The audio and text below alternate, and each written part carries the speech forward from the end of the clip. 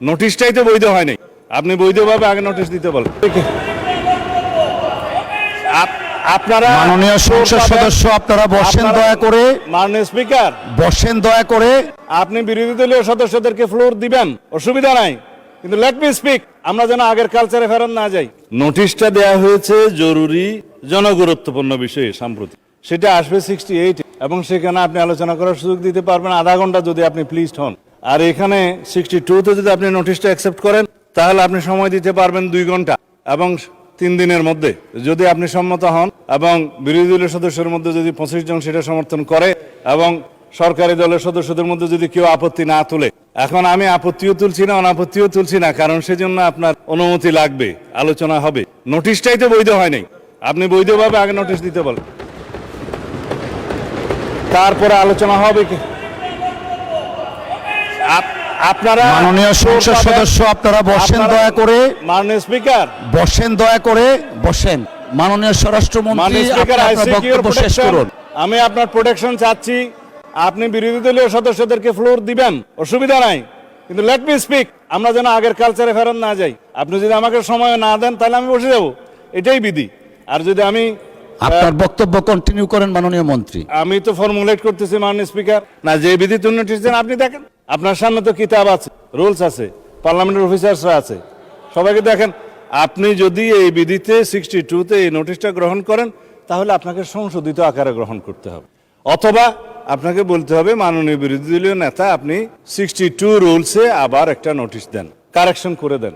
এটা হচ্ছে আমার ফার্স্ট পয়েন্ট অফ অর্ডার। এখন এখানে তো বিরোধিতা করার কিছু নেই, আমি তো অপোজ করছি না। আপনার এভরি রাইট আছে নোটিশ দেওয়ার, সংশোধিত করার এবং আপনি অ্যালাউ করার। কিন্তু যে নোটিশটা এখন আমাদের সামনে আছে এই নোটিশটা হচ্ছে 68 রুলস অনুসারে নোটিশ। আপনি জরুরি জনগুরুত্বপূর্ণ বিষয় আপনি দেখেন, জরুরি জনগুরুত্বপূর্ণ বিষয় সম্পর্কে সংক্ষিপ্ত আলোচনা এখানে আধা ঘন্টা পাবেন। কোনটা আপনি ডিসাইড করবেন আপনার এখতিয়ার। My second point of order, মানে বিরোধী দলীয় নেতা এই মুলতবি প্রস্তাব উত্থাপন করেছেন। যদি ধরি উনি রাইটলি 62তে উনি বলছেন, তাহলে উনি শুধু ওনার প্রস্তাবটা উত্থাপন করতে পারবেন। এখানে আপনি জুলাই জাতীয় সনদ, উইদিন ব্র্যাকেট সংবিধান সংস্কার আদেশ, বাস্তবায়ন আদেশ 2025 13ই নভেম্বর, এইটা পুরাটা পড়ার তো মাননীয় স্পিকার কোনো সুযোগ নাই। এটা আপনি যদি ডিবেটের জন্য দিন নির্ধারণ করেন, আগামী কালকে করবেন না আগামী পরশু করবেন, 3 দিনের ভিতরে আপনি করতে পারেন। সেদিন আলোচনা হতে পারে, বিরোধী দলীয় এবং সরকার দলীয় কোন কোন সদস্যগণ বক্তব্য রাখবেন সেটা তখন দেখা যাবে। কিন্তু আমার এনাদার পয়েন্ট অফ অর্ডার সেটা হচ্ছে আপনি এখানেই দেখবেন জনগুরুত্বপূর্ণ বিষয়ে মুলতবি প্রস্তাব আনতে পারে। এখানে হচ্ছে বিধি 63তে আপনি দেখবেন যে এমন কোন প্রস্তাব নিয়ে আপনি আলোচনা আনতে পারবেন না যে প্রস্তাবে প্রতিকার কেবল আইন প্রণয়নের মাধ্যমে হতে পারে।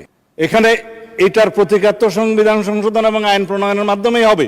It is not simple debate on the recent issues outside the house or publish in any paper.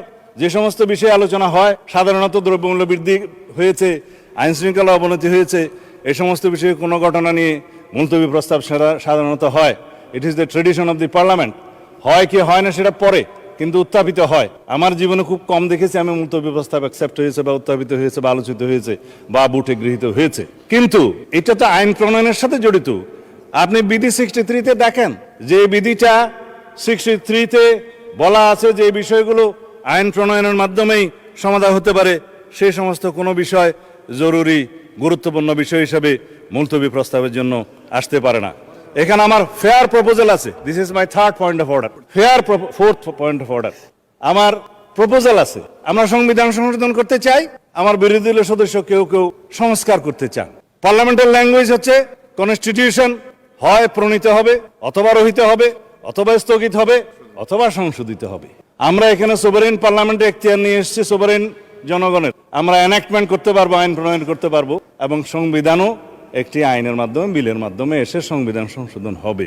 সুতরাং সংবিধান সংশোধনের জন্য let us form a constitution reform committee here. Position এবং অপোজিশন সবগুলোকে নিয়ে, সবাইকে নিয়ে সংবিধান সংশোধনের জন্য আমরা কাজ করি। এবং আমাদের গুরুত্ব দিতে হবে জুলাই জাতীয় সনদ, যেটা জাতির সামনে সংসদের দক্ষিণ প্লাজায় সবাই স্বাক্ষর করেছেন, একটা ঐতিহাসিক রাজনৈতিক সমঝোতার দলিল।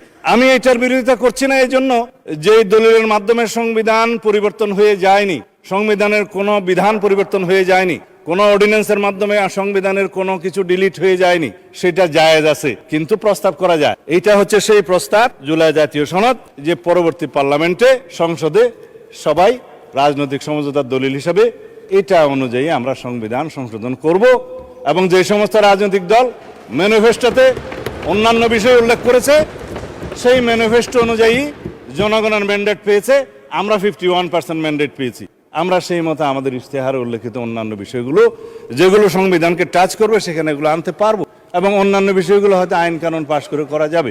এখন আমার প্রস্তাব হচ্ছে, মাননীয় স্পিকার, আমরা কি আইন প্রণয়নের মাধ্যমে যেটা ফয়সলা করতে হয় সেটা কি জরুরি গুরুত্বপূর্ণ বিষয় হিসাবে এখানে ডিবেট করব নাকি করব না? আমরা কি পার্লামেন্টের একটা সংসদীয় কমিটি ফর্ম করব, যেখানে সংবিধান সংশোধনের জন্য সবাই প্রস্তাব দিবেন, বিরোধী দল, সরকারি দল, স্বতন্ত্র সদস্য থেকে সবাই মিলে আমরা সেখানে প্রস্তাব নেব, এবং একটা নির্ধারিত সময়ের মধ্যে আমরা সেই রিপোর্ট এই পার্লামেন্টে প্রদান করব। এবং সেই কমিটি ইচ্ছা করলে পার্লামেন্ট এবং পার্লামেন্টের বাইরে দেশের সমস্ত সংবিধান বিশেষজ্ঞ এবং বিশিষ্ট জন, স্টেক হোল্ডার, পত্রিকার সম্পাদক সহ সবাইকে আমরা ইনভাইট করে তাদের মতামত নেব। এবং আমরা জাতীয় ভিত্তিতে যেটা আমরা সম্মত হয়েছি, যে জুলাই জাতীয় সনদ যেভাবে স্বাক্ষরিত হয়েছে উইথ নোট অফ ডিসেন্ট, যারা জনগণের ম্যান্ডেট প্রাপ্ত হয়েছে সেই নোট অফ ডিসেন্টগুলো ম্যানিফেস্টোতে উল্লেখ করার পরে সেই হিসাবেই যাব, নাকি শুধুমাত্র আমরা এখানে ডিবেট করে মুলতবি প্রস্তাব গ্রহণ করা হইল, হ্যাঁ অথবা না বলেন নাকচ হয়ে গেল, সেখানে যাব? মেজরিটির ভিত্তিতে আমরা যেতে চাই না। আমরা সমঝোতার ভিত্তিতে জাতীয় সংসদে একটি এমন সংবিধান সংশোধন করতে চাই যেই